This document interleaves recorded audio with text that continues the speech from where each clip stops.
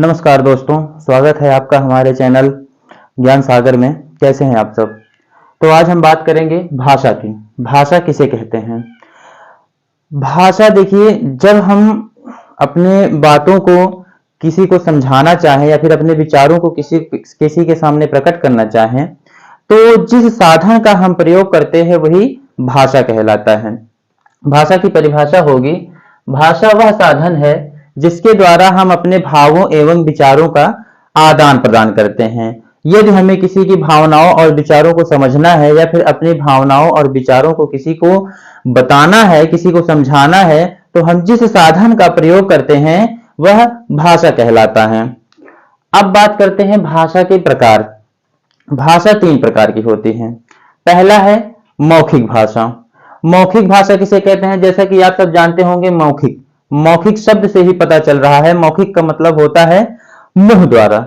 मतलब कि जब हम अपने भावों एवं विचारों को बोल करके समझाते हैं तो वो क्या कहलाता है? मौखिक भाषा कहलाता है। जब हम अपने भावों एवं विचारों का आदान प्रदान बोल करके करते हैं तो वो मौखिक भाषा कहलाता है।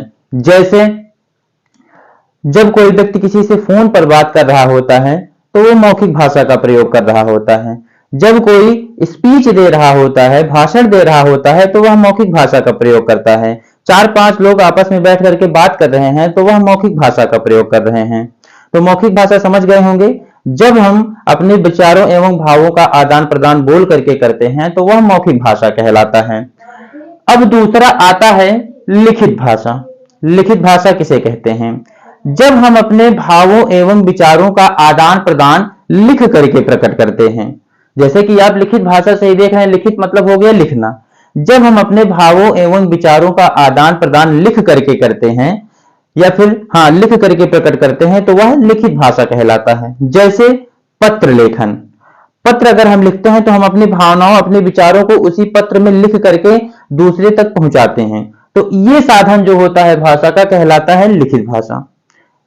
लिखित भाषा के बारे में आप सब जान गए।